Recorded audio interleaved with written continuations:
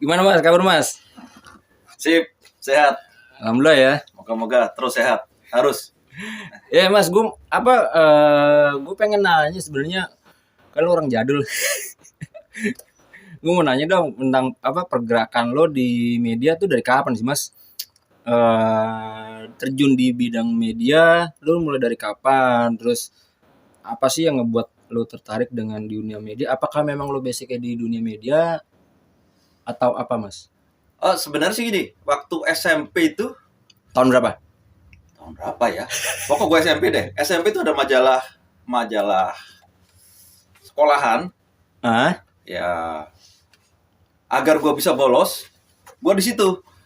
Gue jadi ilustrator sama pada waktu itu suka nulis lirik lagu apa band-band yang gue suka, tapi memang ada yang memang kesenian di situ. Terus nggak tahu pas gue kuliah gue nggak tertarik ikut UMPTN, gue yang mainstream gitu memang nggak tertarik. Tiba-tiba ada akademi komunikasi di Yogyakarta, gue ambil di situ. Lah disitulah, walaupun aku ambil jurnalistik, sebenarnya sih passionnya aku dulu fotografer, fotografi.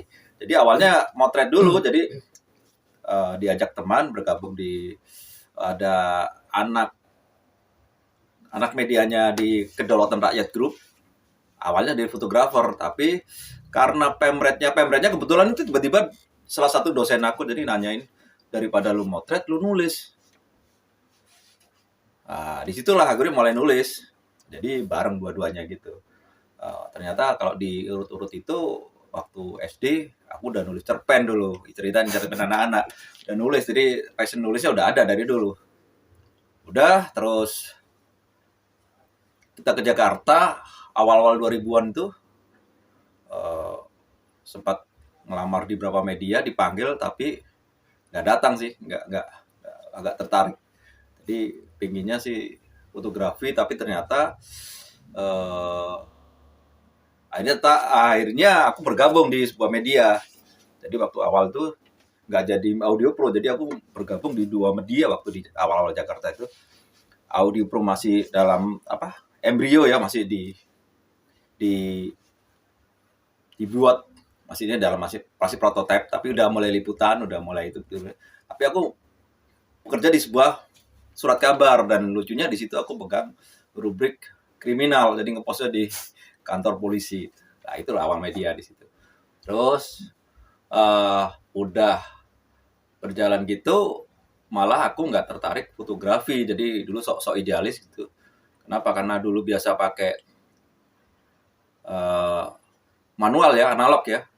Ketika ada kamera yang digital, dulu aku merasa, wah ini terlalu gampang nih, nggak seru lagi, nggak ada tantangan. Awalnya gitu, tapi lama-lama tidak mau, sampai sekarang akhirnya gelutin lagi, nggak aja kamera tapi fotografi. Dari Audio Pro sempat mendirikan majalah The Court Magazine, itu sempat hit di pertengahan 2000-an. Sama ada seorang teman itu aku ajak, itu almarhum Joko, itu aku ajak, tapi aku nggak bertahan lama, terus cabut. Dan ketika aku cabut, ya majalah itu 2 tahun kemudian bubar. Record ya? Iya. Itu yang media. Tapi sempat nulis di banyak tempat. Tapi waktu awal-awal justru aku nulis di banyak. Jadi kontributor di banyak media itu, termasuk di grup ada majalah Lisa, itu majalah perempuan. Ya perempuan itu, jadi aku penulis di rubrik wisata dan membuat TTS, teka-teki silang. Tapi di inovatif, kalau orang yang teka-teki cuma mendatar dan menurun. Aku bikin banyak puzzle yang itu hampir 2 tahun aku bikin. Jadi di situ tuh. Jadi memang media di situ tuh. Sempat mendirikan bukan mendirikan, bareng-bareng tuh dulu ada majalah namanya yang disponsorin oleh AMI itu. Apa ya, lupa aku namanya. Beberapa teman ya join di situ ya? Iya, jadi aku di hire oleh majalah itu. Tapi ternyata majalah itu nggak berumur 1 tahun tuh. Yang salah satu sponsornya adalah AMI, Anugerah Musik Indonesia dulu, media itu sih. Nah itu Begitu deh. akhirnya ketika itu masuk di Audio Pro tahun berapa Mas? Awal-awal 2000-an. Jadi 2000-an ya? 2000-an. Berjalan ya?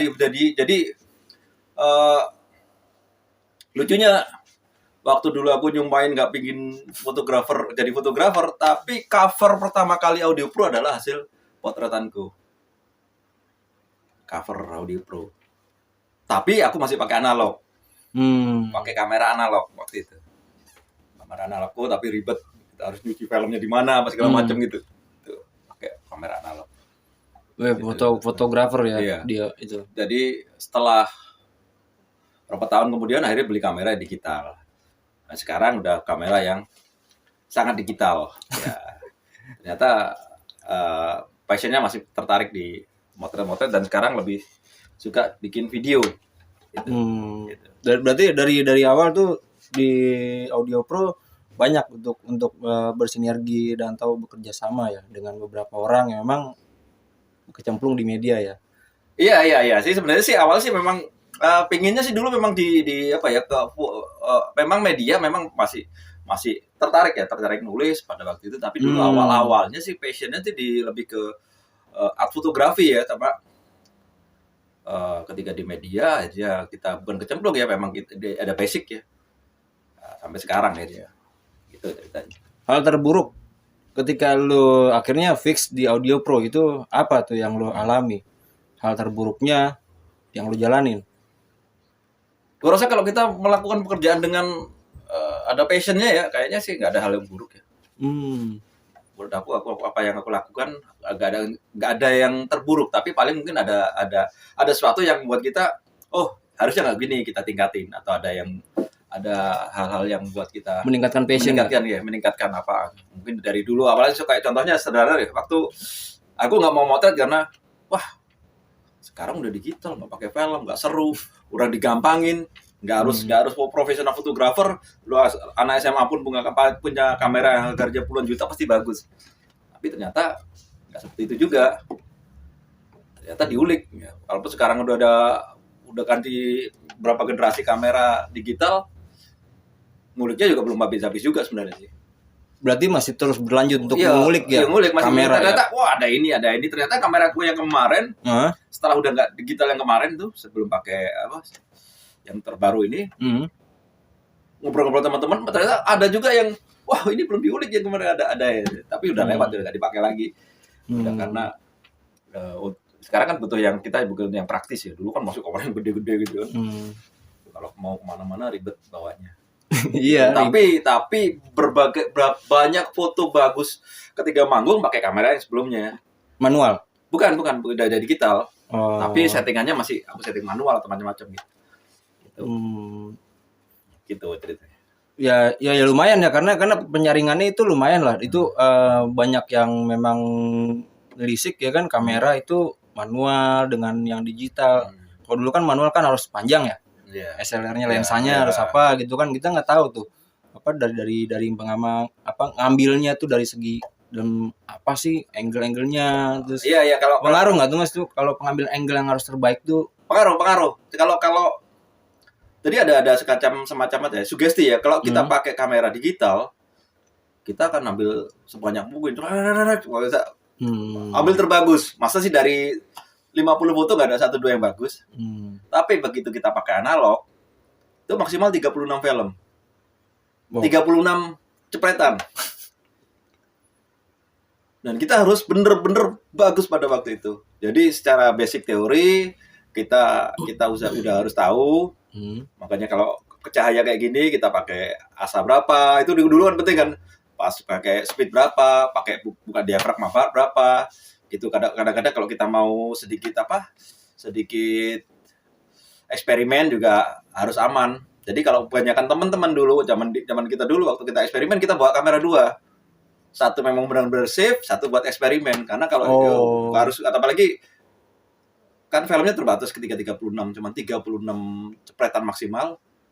Kita harus ganti lagi. Nah, itu semacam itu. Dulu ada juga yang sampai bawa 3 apa itu karena itu. Kalau sekarang sih bisa cepet ya, kita lihat jelek lagi ganti. Tapi kebanyakan sih sekarang hampir semua kamera itu pasti bagus hasilnya. Sama dengan speaker sekarang. Kalau dulu ngomong speaker handphone deh. Dulu orang ngomong atau headphone yang murah-murah gitu. Dulu ngomong kalau murah berarti suaranya jelek. Kalau sekarang nggak, hampir sama, semua bagus. Kenapa murah dan mahal? Quality. Ngedepankan kualitas ya. Daya tahan. Kayak kamera sekarang itu pasti bagus hasilnya. Apalagi pixelnya udah gila-gilaan ya. Bahkan kamera HP juga jauh lebih bagus dibandingin kamera standar, tapi kan dimensinya beda. Iya. Nah itu di Audio Pro lo sebagai fotografer atau kontributor Mas, dan akhirnya perubahan apa yang lo dapat di zaman sekarang nih? Oh jadi kalau di Audio Pro aku tetap jurnalis. Tetap jurnalis. Ada fotografer, ada dua fotografer kan di Audio Pro, tapi tetap ketika kita liputan yang harus sendiri, mau nggak mau. Berarti lo duduknya di atas dong. Kalau strukturnya itu kan ada kontributor, ada redaktor, atau apa? Nggak penting sih pendudukan sih. Iya sih. Gitu sih. Ya tapi akhirnya memaksa. Tapi ketika aku udah mulai senang lagi motret, akhirnya belajar Photoshop, belajar, akhirnya sekarang udah video editing. Akhirnya sekarang semua lagu single, walaupun ada beberapa teman video klip yang nawarin, aku lebih prepare digarap sendiri, jelek atau bagus. Kita kan yang tahu sendiri kan ceritanya sebuah lagu itu. Berarti lo ngedepankan visual ya, kamera segala macam, karena passion lo di situ ya. Enggak juga sih. Itu kebutuhan. Ya. Kebutuhan. Iya. Oh, lumayan juga ya. Itu perjalanannya panjang ya. Tips dan trik dari lo buat meliput apa? Mungkin ada yang memang nih apa banyak yang sekarang kan zaman sekarang kan ya trik yang agak sekarang agak aneh ya di dunia jurnalistik, Pak. Yeah. Kalau dulu bahwa kita narasumber itu adalah penting. Nah, kalau anak media zaman sekarang, apalagi di era pandemi ini, bahkan ada media gede banget yang memang tidak mewajibkan reporternya atau jurnalisnya itu tuh turun ke lapangan karena memang ada batasan apa. Tapi mereka ngambil berita-berita dari sosmed, dari apa menurut di sosmednya ini itu katanya, itu menurut aku ya sebagai seorang jurnalis yang udah lama ya, itu agak sangat mencederai sebuah nilai jurnalistik ya. Karena orang nggak mendapat sumber dari narasumber aslinya, tapi dari apa yang dilakukan dari sumber, apa dari kata orang. Tapi mau tidak mau karena trennya seperti itu. Jadi kalau menurut aku sih, kalau triknya sih, andaikan seorang jurnalis itu akan mengambil narasumber dari sosmed, akan lebih baik kalau dia tahu berita itu langsung atau itu info langsung dari narasumber yang memang kompeten. Kata-kata si A lagi berantem, kalau sekarang kan si A lagi berantem sama si B, dilihat dari mana si A ngomongin si B, si C nyindir si A gitu. Itu jadi berita, padahal kan harusnya kita kan konfirmasi ke si A, si B, si C. Bener nggak gitu kan, jadi berita jadi valid. Jadi pemberitaan itu harus memang valid sih, harus valid. Karena gini, mau kita tidak mau, itu trennya memang berputar terus ya. Kita ngomong media itu adalah sumber berita. Sekarang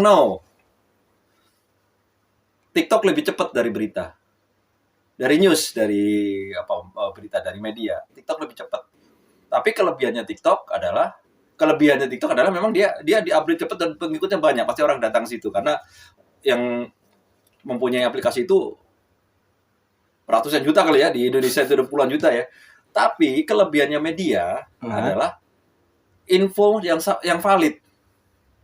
Jadi ketika TikTok ngomongnya ada maling nih, ketangkep nih, atau ada konser gede nih kita nonton nih, dia hanya meng-capture video. Tapi kita media nggak hanya meng-capture itu, tapi dia meliput, investigasi, wartawannya juga wawancara dengan artis atau menceritakan ke dia, itu harusnya lebih valid. Kalau udah media udah nggak valid semacam itu, udah sebenarnya udah nggak menarik lagi ya. Harusnya kita udah nggak dapat info yang benar. Jadi kelebihannya sebuah media adalah dapat info yang valid, bukan dan dikerjakan oleh profesional. Kalau seorang profesional aja tidak bisa mendapatkan info valid, hanya diambil dari katanya si A, dari sosmednya si B, menurut media C, Itu udah kayaknya sih sayang banget profesionalismenya. Bedanya dulu mas sekarang apa mas? Kalau sekarang kan memang zaman TikTok, sosmed banyak tuh ya kan. Sekarang semua bisa menjadi media. Oh gitu. Iya. Lu juga bisa menjadi media ketika lu mempromosikan dirimu sendiri di sosmed, itu sebenarnya media. Sosmed jadi media untuk dirimu sendiri. Tapi permasalahannya bedanya kalau kita media yang benar media adalah menceritakan atau memberitakan benar-benar berita yang harusnya yang seperti aku ngomongin tadi, valid, narasumbernya yang pas, investigasi dengan interview kayak atau dengan apa kayak macam-macam kayak itu. Dan mesti dapat foto yang eksklusif. Nah, itu baru itu nilai beritanya itu benar-benar yang bagus. Tapi kadang-kadang kan masyarakat Indonesia, masyarakat dunia kadang-kadang malas baca berita. Karena apa? Panjang apalah. Ya itu yang harus dirubah mindsetnya. Sekarang kan orang buka TikTok aja, pengen tahu tentang apa, ada di situ. Ada hiburannya, ada lucu-lucuannya, lebih entertain dan nggak mikir. Berarti bisa dibagi dua, yang suka ngebaca sama nonton video ya. Paling nggak gini, kalau bikin berita harusnya tidak seribet itu, kecuali memang orang yang pembaca serius kayak Pak Tempo, apa yang pembaca serius.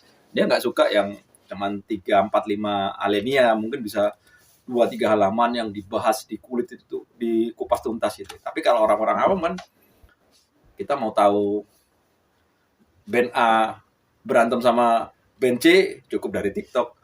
Udah rame itu. Jadi lebih simpel ya. Iya, atau di sosmed.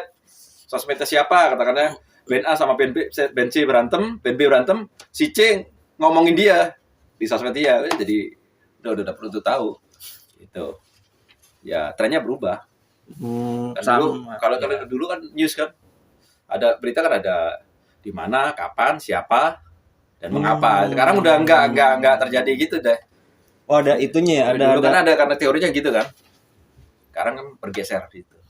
Kalau media gitu. Jadi ketika aku baru bikin media baru, hal itu yang aku coba, bukannya berarti tidak menjadi nilai berita yang valid ya, tapi paling enggak aku akan menggabungkan hal yang sifatnya lebih ringan, lebih enak dibaca oleh masyarakat umum, dan aksesnya juga enggak susah. Itu alasannya lo bikin media baru ya? Iya, itu aksesnya kan kadang-kadang kemarin, wah nyari mediamu susah, nyari apa mau coba, kadang-kadang aja akhirnya ketika aku bikin media di kita namanya apa? Namanya jakartaconnection.com. Begitu gua bikin aku akan share di sosmed kita. Dan aku mention ke semua orang. Jadi orang cukup bisa lihat, dan di situ ada sedikit, mungkin nggak sampai satu alinea, cuplikan, tapi aku kasih linknya kalau ingin baca lengkap. Tapi paling nggak dari berita yang ada di sosmed itu yang sangat singkat itu udah mencerminkan atau mewakili isi berita yang ada di dalam website itu. Jakarta Connection mulai dari kapan, Mas? Jakarta Connection itu baru 1 bulan sih, 1 bulan. Wow. 1 bulanan. Jadi ada kegelisahan, keresahan bahwa ternyata banyak media yang mau bermunculan, tapi kadang-kadang bahkan tak ada teman media yang buka website gue, kok berat ya berapa orang. Nah itu ya gue pikir, jadi kerjasamanya nggak kerjasama sama orang-orang yang benar-benar ngerti media, tapi kerjasama sama orang IT. Jadi masih dibangun nih, masih dalam bentuk apa? Masih proses, tapi udah rilis, udah mulai banyak yang ngikutin, dan banyak komentar. Ntar kita akan link dan kita akan rencana bikin berita itu akan dibikin dengan video singkat.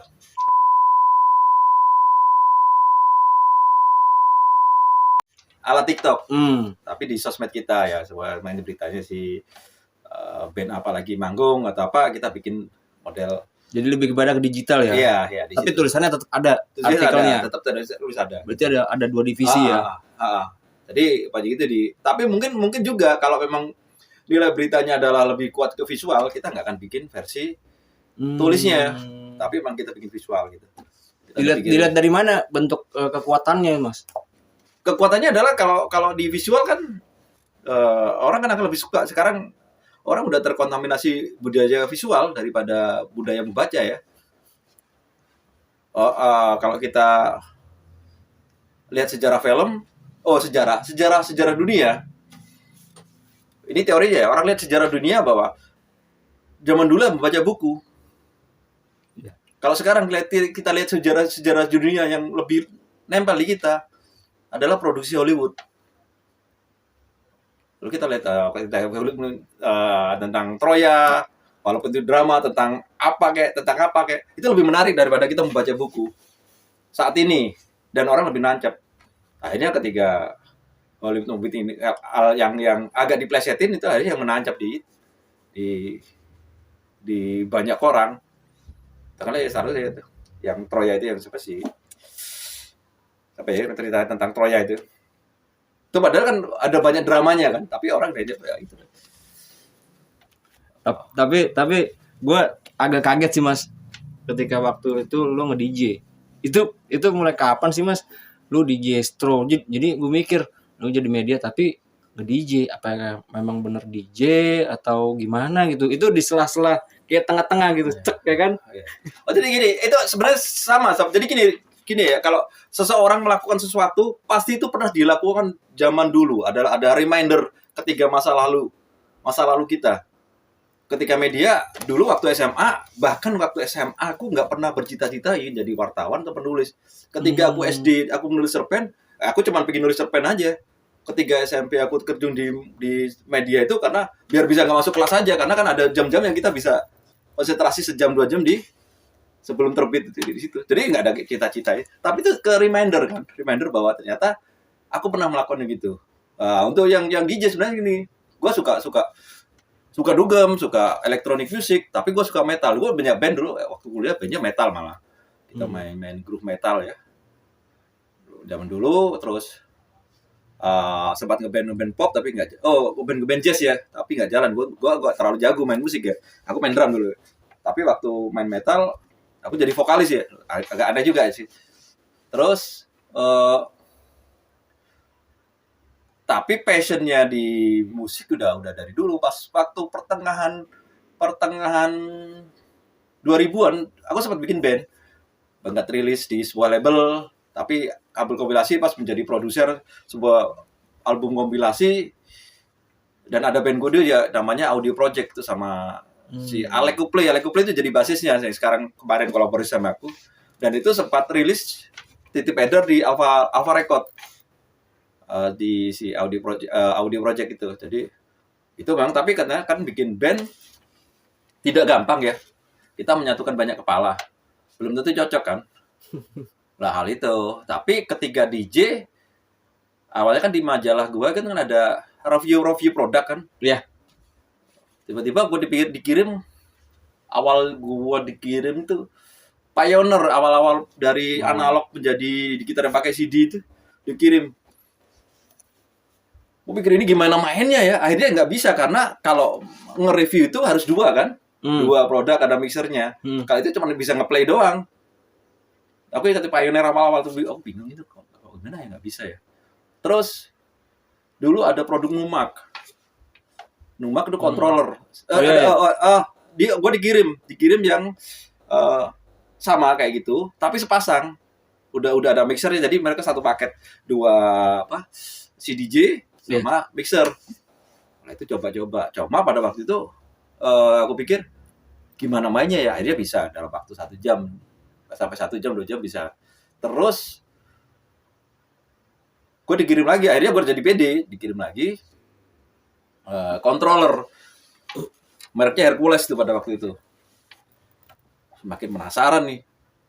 Akhirnya padahal agak lucu juga sih, pada waktu itu kan kebetulan temenan sama DJ Riri kan, udah temenan ya kan. Yeah. Dia sempat ngomong, belajar DJ lah gitu, kata dia. Aku ingat waktu dia launching albumnya dulu kan, yang apa, Keluar Malam apa ya, belajar DJ lah kalau gitu. Aku, wah nggak seru deh kalau DJ kan bawa mainin lagu orang gitu. Dia kualat akhirnya di DJ lah. Terus itu pas itu sebelum gue dikirim gue controller namanya bukan Hercules. Iya Hercules kalau nggak salah, Hercules sama Samsung. Hercules ya pokoknya dibikin kan controller. Gue coba, nggak diambil nih kontrolnya. Jadi biasanya kan kalau kita review paling nggak seminggu itu udah ditarik ke distributor. Ini nggak ditarik-tarik. Akhirnya gue bawa ke rumah deh, bawa pulang. Oh, lagu ternyata bisa. Akhirnya gue ngumpulin lagu-lagu ini nih, lagu-lagu elektronik yang gue suka pada waktu itu. Ngasal aja yang gue ternyata sampai rumah pasangin ke speaker. Kalau kosong nih gue main, ternyata 1 jam, 2 jam, 3 jam, ternyata bisa. Udah lalu dikirim yang lebih profesional. Dikirim profesional, terus si berapa teman ngomong, lo bisa gitu loh gitu. Loh memang bisa, memang susah nggak? Ternyata gini, sama dengan jurnalis. Waktu SMA dulu kan kita suka ada acara disko darurat, apa acara ulang tahun apa gitu. Kalau orang lagi senang-senang, aku kebanyakan duduk di ngutak-ngatik audio. Jadi zaman dulu kan belum nggak ngerti itu turntable atau apa, nggak ngerti. Tapi dulu ada tape mini kompo yang isi 2 kaset. Jadi gue bawa 2 sampai 3 tape. Jadi gue gulung pakai pulpen. Gue sambung tuh. Tapi kalau dulu kan kalau dulu lagunya kan yang gue suka bisa Bon Jovi, bisa lagu MC Hammer, bisa lagu pop, apa aja yang suka. Jadi pokok lagu nggak putus. Ternyata di tahun era 80-an atau 90-an awal di Jakarta itu ada seorang DJ zaman dulu, DJ top, bahkan DJ yang sekarang itu sempat ngobrol ke aku. Ternyata di era 90-an di Jakarta, klub-klub gede pun tidak banyak yang punya turntable. Kenapa? Mahal. Terutama platnya mahal. Terus aku tanya, mainnya pakai apa? Seperti yang gue lakukan, berarti dari dulu gue udah DJ dong. Jadi mereka pakai kaset. Pakai kaset dan digulung pakai pulpen. Zaman dulu kelas Stardust atau apa itu pakai itu ternyata. Dan tidak yang terhitung hanya klub-klub gede yang punya turntable. Andai kan punya turntable, DJ-nya belum tentu punya platnya, karena platnya juga mahal. Gue bayangin itu semacam itu. Oh ternyata DJ. Jadi ini kembali ke gue main controller, yang punya produk itu ngomong bisa gitu loh. Coba aku kirimin yang lebih profesional ya gitu, dikirim. Setelah itu ada event, kantorku bikin pameran, aku coba. Lo mulai di situ, eksperimen. Itu ternyata respect-nya banyak, yang nonton banyak. Eksperimen untuk gitu ya? Manggung beneran, langsung manggung. Oh, manggung beneran. Ternyata banyak, respect-nya banyak orang-orang. Oh, itu bisa gini. Itu terjadi jadi apa ya? Jadi kayak pede gitu. Suatu hari teman-teman pada tahu kalau aku akhirnya diajak main di klub. Berapa kali main di klub deh. Ya waktu itu cuman gue seneng-seneng aja sih, nggak mikirin gitu jadi profesi apa enggak, main di klub. Jadi ada berapa klub, jadi klub selatan ya di Kemang, di apa gitu. Habis itu tapi kan gue cuma jadi kayak apa ya? Pendukung pas bukan yang penampil utama. Jadi bukan line-up utama ya. Iya. Ada penampil utama ada lah gitu. Iya. Pas suatu hari kita main di klub kayak di Kemang apa ya, di mana ya? Kita main di sana, tapi itu banyak DJ profesional, tapi aku menurut aku enggak takut kalau aku bukan penampil utama. Terus ada seorang DJ yang ngeliatin ngomong, habis itu dia tanya, lu mainnya gitu ya gitu? Lu main gitu gimana? Lu nggak BPM nggak disamain? Aku bingung lu kenapa? Ya kan kalau teori gini, kalau sekarang kalau orang main DJ kan kalau main antara ngimik lagu satu sama lain, BPM-nya atau harus sama. Apalagi yang berjauhan itu harus disinkronin. Nah, pada saat itu aku nggak ngerti teori itu. Tapi aku tanya, memang kalau nggak sama gitu masalah ya? Asal mainnya aman, tapi tuh kayak lu di bawah tekanan yang lu kebanyakan sih orang gagal main gitu. Tapi gue mainnya aman, tapi gue dia ngomong, gue heran kenapa lu bisa aman gitu. Lah, disitulah aku keringetan. Oh, berarti selama ini gue main nggak aman ya. Jadi sama teori dulu kan aku nggak pernah kursus apa, main nggak aman ya. Tapi mainmu aman, nggak ada sempat remixnya nggak ada yang berantakan, nggak ada gitu. Tapi akhirnya aku cuma ngomong, aku apal lagunya, jadi sampai detail-detail lagu apal. Jadi mungkin masukinnya nyambunginnya gampang. Mungkin itu gara-gara waktu aku SMA itu waktu dulu aku nge-mix dari lagu Bon Jovi ke MC Hammer kan beda itu. Iya. Terus lagunya Roxette atau apa dijadiin satu, tapi gua buat taman mungkin dari gua belajar dari kayak aku tuh jurnalis ya, waktu kita pernah kerjain waktu di masa lalu kita ke reminder saat sekarang kita akan oh iya ya. Jadi kita akan kayak kita naik sepeda. Kita pernah belajar sepeda, jatuh, nggak naik lagi, tapi berapa tahun kemudian lu naik sepeda nggak perlu belajar lagi. Mungkin itu semacam Iya. Itu semacam itulah aja. Terus kenapa jadi profesi? Tapi ini ada cerita lucu. Jadi dulu sempat dari itu kan gue sempat sering dianggap sama DJ yang lebih top, apalagi DJ kursus. Itu anak baru belajar nggak percaya. Tapi berapa tahun kemudian mereka nggak mau main bareng aku karena ternyata mungkin gue lebih seru. Mungkin kebawaan ketika aku ngeband ya. Kalau ngeband bisa lari ke sana sini. Yeah. Ketika DJ pun waktu aku di klub aku bisa lari ke sana sini. Itu kebiasaan mungkin. Jadi mungkin mereka itu yang mulai pas ada dibantu oleh teman itu Cek dulu ya, namanya Cek itu. Diajak main ke Jacklot. Jadi aku DJ pertama kali yang main di Jacklot. Itu udah punya karya belum? Belum ya. Ini itu nama panjang nih Jacklot main jadi akhirnya main terus di line up di Jacklot. Jadi aku DJ pertama pas yang membuat opening ya. Iya, jadi line up. Jadi memang tiap itu selalu Jacklot pakai aku. Jadi thanks banget tuh Jacklot percaya sama aku. Tapi ternyata memang iya. Udah masuk line up atau pendukung? Udah line up itu udah ada begitu masuk line up itu yang membuat aku bahwa ada hal yang kita harus perjuangkan. Someday aku demen kan sama mainnya si Angger Dimas tuh. Gue demen mainnya dia orangnya smooth, seru, mainnya gitu, gak terlalu kayak aku kan pecicilan banget kan ya. Itu smooth, gue seneng mainnya gitu. Someday gue main bareng ya. Dia Angger Dimas dia kelasnya udah berapa puluh kali lipat kayak di atas aku ya. Tapi di Jacklot panggung gue lebih gede. Dan itu samping-sampingan. Jadi entah itu memang disponsorin oleh panggung ini atau memang dapatnya itu kan kadang-kadang kita nggak tahu ya. Tapi begitu selesai gitu langsung aku pikir ini sekelas Angger Dimas aja masih gede panggung. Bisa jadi memang Angger Dimas memang di spot panggung itu, tapi pikiran gue kan berbeda bahwa oh iya ya, someday posisi aku akan digantikan oleh orang yang lebih fresh, lebih jago, lebih muda lah. Berpikir dari situ. Untuk itu aku harus punya legacy. Aku harus punya karya. Oh gitu. Iya, kalau gua cuman itu sejago apapun, seganteng apapun, secantik apapun, sepinter apapun, seseru apapun manggung, pasti kalau dia tidak punya sesuatu yang bisa ditawarkan atau dijadikan sebagai legacy atau nilai lebih dia, itu akan lewat juga. Dan itu ternyata terjadi di banyak hal. Orang yang dulu akhirnya ketika aku manggung ada DJ cewek baru yang lagi ngetop, akhirnya sempat dia jadi line up, bahkan di atas aku tiba-tiba ngilang karena aku lihat dia nggak punya sesuatu, jadi hanya main aja. Dan yang kebanyakan sih karena beruntung, karena mungkin dia good looking atau dia seorang public figure yang buat dia baca itu secara main ya gak biasa-biasa aja. Mungkin itu juga akhirnya aku berpikir itu. Begitulah akhirnya gue bikin karya.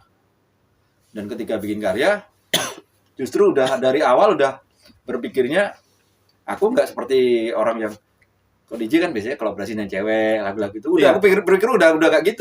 Itu lo sendiri ya berarti ya? Iya. DJ-nya? Iya, kan kebanyakan gitu kan. Si DJ ini kolaborasi dengan penyanyi A, kebanyakan penyanyi cewek ya. Aku udah ini terlalu banyak ini dari biasa. Makanya awalku project dulu aku nge-remake lagunya Kuno Kini yang basicnya musik tradisi ya, gamelan apa-apa. Terus bikin sama Om Bagus bikin Cyanida. Iya. Terus aku bikin Electrogun band. Iya. EDM tapi forward band. Terus kolaborasinya yang itu terus sama si Roy Jikunia. Jadi orang yang berpikir tidak mainstream ya, memang dari dulu aku gak suka mainstream, terus akhirnya sampai aku kolaborasi sama Limbat yang orang tidak pernah akan membayangkan. Menurut aku itu jadi seru. Jadi kalau andai kan musiknya nggak bagus-bagus amat, katakanlah ya, nggak banyak-banyak gemar amat, tapi proyek kolaborasinya ini unik. Untungnya tapi ya ketika sama Bagus lumayan banyak respon. Terus ada saya sama si Roy sempat jadi soundtracknya Motocross Internasional, sempat dilamar untuk jadi soundtracknya Asian Para Games lagunya gitu. Jadi untungnya jadinya gitu. Kalau andai kan memang lagunya tidak sampai ngehit gitu, paling enggak kan orang ngomongin kolaborasinya tidak biasa. Walaupun akhirnya aku kolaborasi sama cewek juga, yang ada Tasya itu yang anak muda yang berbakat ya, ada ya. Tapi selanjutnya kan aku bikin yang agak unik-unik terus sama si 10 to 5. Totalnya berapa karya, Mas? Aduh, berapa ya? Itu rencananya memang untuk single atau memang ada pengemasan satu album atau mini album loh nantinya? Oh, jadi beda-beda dari orang. Jadi gini, aku kan akan bedakan di 2 karya. Jadi aku bikin paralel. Jadi aku pertama akan ngerilis debut album. Debut albumnya kolaborasi sama ya kayak 10 to 5, sama Tasya, sama kemarin sama Alex tuh. Itu kayak akan bikin dari, tapi di sisi lain aku akan bikin EP dalam waktu yang tidak akan jauh. Bedanya apa? Kalau ini debut ini adalah itu kalau aku kolaborasi dengan seseorang, si A, si B, si C, itu akan aku sendirikan dalam satu album yang itu kolaborasi. Tapi aku akan bikin satu EP yang cuma diisi 4 atau 5 lagu, memang yang itu benar-benar lagu elektronik untuk kebutuhan DJ tok. Iya, DJ tok. Walaupun ntar mungkin ada vokal apa-apa, tapi itu kebutuhan DJ. Kalau DJ kan biasanya butuh lagu yang versi remix, versi apa gitu. Yang durasinya bisa 5 sampai 7 menit. Gitu. Sempat diskusi dengan beberapa DJ yang juga produser juga ngomong, dia ada DJ malah ngomong, "Lo ngapain bikin gitu? Ini zaman juga beda. Kita sih bikin ngepop atau bikin, kalau itu kita kan balik ke zaman dulu lagi." Tapi aku berpikir, ketika aku awal-awal jadi DJ, gue cari lagu yang DJ, bener-bener buat DJ, buat gue main di klub. Nah, makanya aku akan bikin lagu-lagu semacam itu. Jadi kalau aku seorang DJ, jadi aku harus punya lagu-lagu kayak gitu. Sekarang ada 2 lagi udah disiapin, cuman mungkin akan jadi 4 atau 5 lagu EP. Jadi debut album dulu baru EP. Kalau debut album itu rencananya ada 8 sampai 10 lagu. Kapan? Dalam waktu dekat. Jadi harusnya tahun ini, karena kemarin pandemi banyak hal yang menghambat kita ya. Menghambat kita untuk proses produksi. Ini kan lagi sekarang sama Alex. Iya. Rencananya kan awal Maret aku rilis single baru. Ternyata kita tidak bisa seagresif itu ya, karena yang kemarin aja masih orang masih dengar, tiba-tiba kita bikin lagi.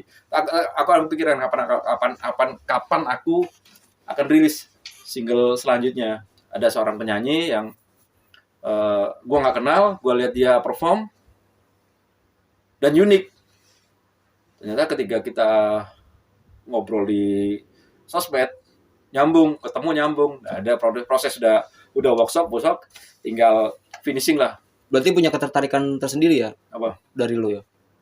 Buat yang akan kolaborasi. Iya ya, jadi aku kolaborasinya nggak akan mengulangin hal yang udah pernah terjadi. Tapi mungkin suatu saat akan ada gitu. Tapi kemarin udah sama rock, yang sama Alex Jazz, sama 10 to 5, ada yang pop banget.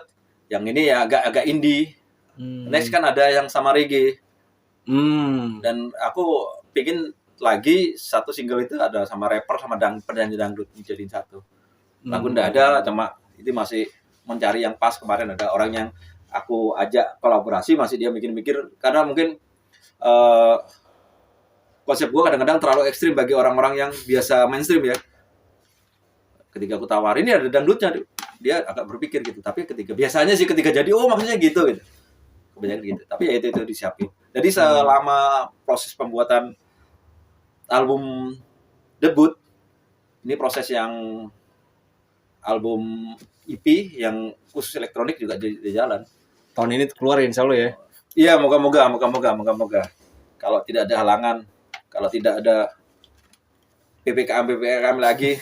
Karena kan ketemu orang yang susah kan. Iyalah. Ada satu kolaborator yang tinggal di luar kota yang kita cuma tektokan By data. iya, tapi tetap ketiga take vokal, ketiga melakukan hal yang itu, gue harus datang. Karena gue produser harus dampingin. Karena pernah kejadian, kolaborasi ketika kita nggak dampingin, dia lepas. Lepas kontrol. Iya, ya menurut eksplorasi sendiri ternyata bukan karena pernah dia explore, tapi karena dia terbiasa ada arahnya begini. Jadi ketika nggak ada arahan dia explore Semaunya dia. bukan semaunya selebar-lebarnya, akhirnya malah nggak kepake. Jadi akhirnya take ulang. Jadi menghindari hal semacam itu. Kecuali ada juga yang seperti si 10 to 5 malah seru ya. Gue kasih data, si email teman ngomong, aku nggak pengen di aneh-anehin ya gitu. Aku coba nyanyi biasa standar. Dia nyanyi standar, nyanyi biasa, dibalikin. Ternyata mereka nungguin kok nggak disuruh take ulang ya, katanya. Padahal kan itu sampel. Ternyata udah aman menurut aku. Ternyata udah aman.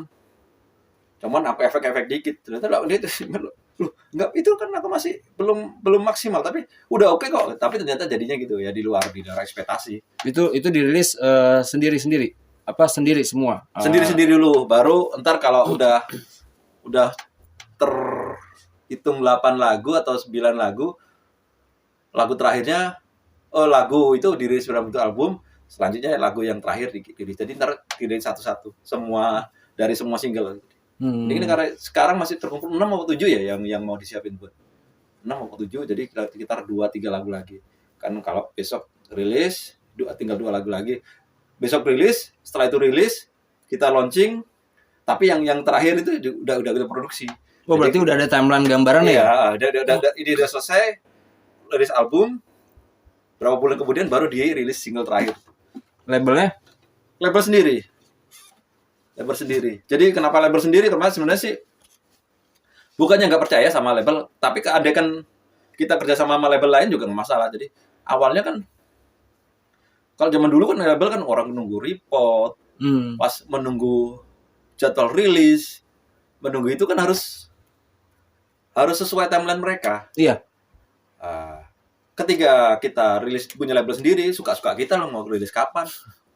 Tapi sebenarnya bukan itu tujuannya. Belajar industri. Akhirnya aku tahu, oh cara rilis gini, promonya gini, oh timelinenya begini. Bahkan hari rilis itu menentukan. Rilis Senin, Selasa, Rabu kurang bagus ternyata. Kalau di weekend itu ternyata bagus gitu. Jadi ternyata kita banyak tahu hal semacam itu. Terus kan banyak orang yang suka rilis di tanggal cantik tuh. Kayak kemarin 22. Rencana gue juga rilis, tapi akhirnya gue mikir gini. Yang berpikir seperti itu kan banyak. Jadi kan barengan. Jadi ketika kita rilis yang tidak disebut tanggal cantik, tidak hari baik, ternyata kita bisa jadi diri sendiri. Kayak kemarin yang terakhir sama si Alex itu kan harusnya Desember rilis. Harusnya Desember rilis. Cuma si Alex juga rilis di Desember, jadi kita nunggu sampai Januari. Ternyata bener kalau kita rilis Desember, di banyak beberapa teman yang label teman, ternyata Desember tuh numpuk. Orang pengen rilis di Desember atau awal Januari. Jadi numpuk. Kalau kita masukin gitu sama aja. Tapi begitu banyak lagu keluar, kita kan berebut nih. Ternyata ketika kita keluarin, kita pasti tanggal 7 deh. 7 kita Desember itu udah kita submit. Kita setting tanggal 7 Januari. Udah jauh-jauh hari sebelumnya. Jadi dari November, Desember udah Januari. Ternyata bener, begitu kita masuk tanggal 7 Januari, dalam kita butuh waktu 3 hari doang. Tanggal 7, 8, 9, tanggal 10, udah kita nomor 1 di SER, dan itu bertahan selama 20 hari. Wow. Top Indonesia ya. Jadi kita nomor 1 selama 20 hari, nomor 2-nya Adele. Tapi kan Adele udah nomor 1 sebelum-sebelumnya. Iya, gitu. Berarti ini ntar rilisnya fisik atau digital doang, Mas? Rencananya sih kalau udah album pingin fisik ya, tapi nggak tahu deh. Lihat dananya juga sih. Pengennya fisiknya nggak cuman fisik doang, tapi pengennya sih kayak paket gitu. Ada merchandise, ada apa gitu. Kayak sembako berarti ya? Iya. Bisa juga paket sembako. Kalau ada yang support, kalau ada yang mau support silakan. Jadi ada value aja ya, ada nilai lebih dari ketika kita merilis itu, tidak hanya sebagai bentuk fisik tapi ada nilai sentimentalnya. Berarti punya gambaran nanti untuk timeline-nya setelah produksi apa ngapain ya? Iya, ada. Kalau dulu kan kepingin sih promo single sama kan kadang-kadang kan ribet juga ya sekarang ya. Iya. Tapi ya kita kuatin di sosmed aja. Nggak masalah sih.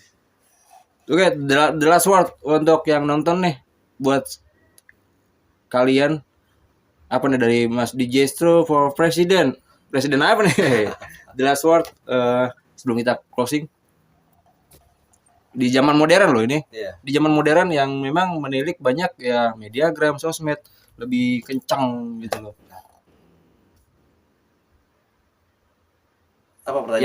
Yang mungkin memang yang mungkin kita nggak tahu ngablu perbedaannya gitu loh, atau mungkin ya harapannya dari lu apa Mas di zaman sekarang itu lo buat kedepannya seperti gimana untuk buat ke depan untuk lurus gitu loh. Kita nggak bisa melawan ini ya, nggak bisa melawan teknologi dan tren ya.